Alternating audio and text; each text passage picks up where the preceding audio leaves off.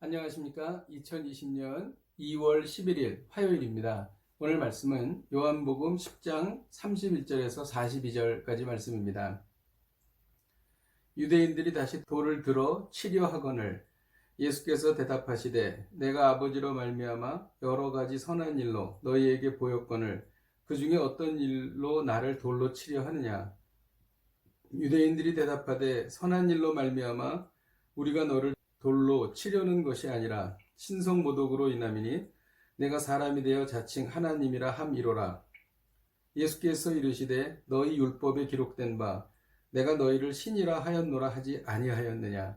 성경은 패하지 못하나니 하나님의 말씀을 받은 사람들을 신이라 하셨거늘 하물며 아버지께서 거룩하게 하사 세상에 보내신 자가 나는 하나님의 아들이라 하는 것으로 너희가 어찌 신성모독이라 하느냐. 만일 내가 내 아버지의 일을 행하지 아니하거든 나를 믿지 말려니와 내가 행하거든 나를 믿지 아니할지라도 그 일은 믿으라. 그러면 너희가 아버지께서 내 안에 계시고 내가 아버지 안에 계심을 깨달아 알리라 하시니 그들이 다시 예수를 잡고자 하였으나 그 손에서 벗어나 나가시니라. 다시 요단강 저편 요한이 처음으로 세례 베풀던 곳에 가사 거기 거하시니 많은 사람이 왔다가 말하되 요한은 아무 표적도 행하지 아니하였으나 요한이 이 사람을 가리켜 말한 것은 다 참이라 하더라. 그리하여 거기서 많은 사람이 예수를 믿으니라. 아멘. 유대인들은 예수님을 신성모독죄로 몰고 갔습니다. 그러나 예수님은 끝까지 진리를 말씀하셨습니다. 예수님은 자신이 행하신 선한 일을 가지고 판단하라고 말씀하셨습니다. 예수님의 사역을 보면 예수님이 그리스도인지를 메시아인지를 알게 되기 때문입니다. 유대인들이 다시 돌을 들어서 예수님을 치려고 했습니다. 예수께서는 내가 아버지로 말미암아 여러 가지 선한 일로 너희에게 보였거늘 그 중에 어떤 일로 나를 돌로 들어 치려 하느냐 말씀하셨습니다. 이 유대인들은 예수님이 선한 일을 행해서 그런 것이 아니라 신성모독을 했다는 것입니다. 자신이 하나님이라 하나님의 아들이라 이렇게 말하는 것에 대해서 그들은 분개하여서 예수님을 돌을 들어 치려 한 것입니다. 예수님께서 이에 대해서 성경의 근거에서 말씀하셨습니다.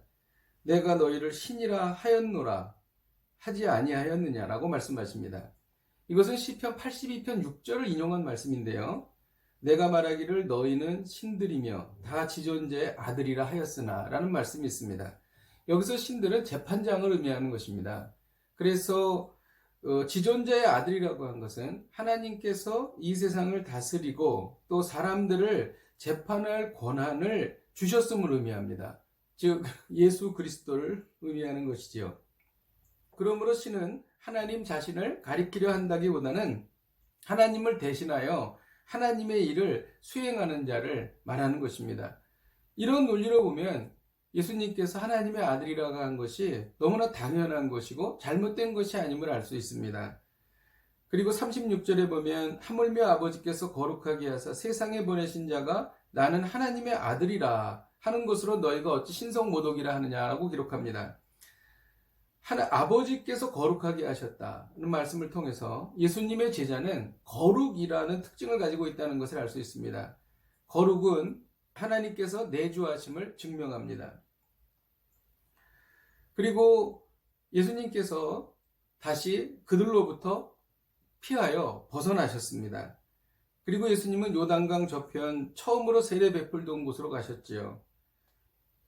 그곳에서 예수님께서 앞으로 있을 그 고난을 준비하셨습니다. 왜 예수님께서 요한이 세례 베푸던 곳으로 돌아가셨을까요?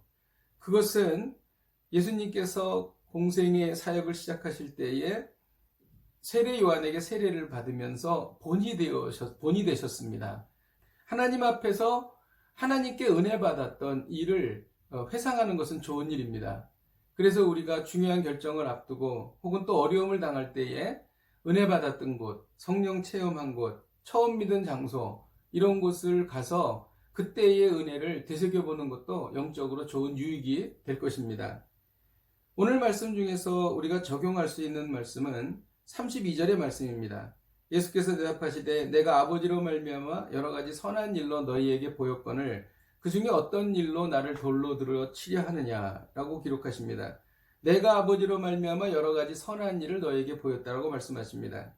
예수님은 38년 된 병자를 고쳐주셨습니다. 또 오병이어의 기적을 행하셔서 많은 사람들을 먹이셨습니다. 천국 복음을 전파하시며 많은 죄인들을 구원하셨습니다. 이것이 예수님이 행하신 선하신 일이지요. 예수님은 선하신 일을 통해서 그리스도이심을 보이셨습니다. 또 우리도 선한 일을 통해서 우리가 하나님의 자녀임을 보여줄 수 있다는 것이죠. 이것은 하나님께 영광을 올려드리는 것입니다. 오늘의 메시지가 무엇입니까?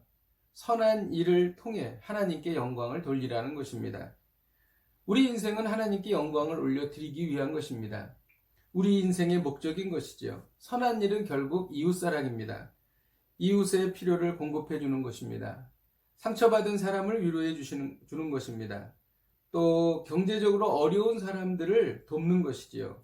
외로운 사람의 친구가 되어주고 또 병든 사람들을 위해서 기도해 주는 것입니다. 그러나 이 선한 일을 억지로 해서는 안 됩니다.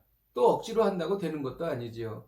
선한 일을 할 수 있는 마음이 조성되어야 하죠.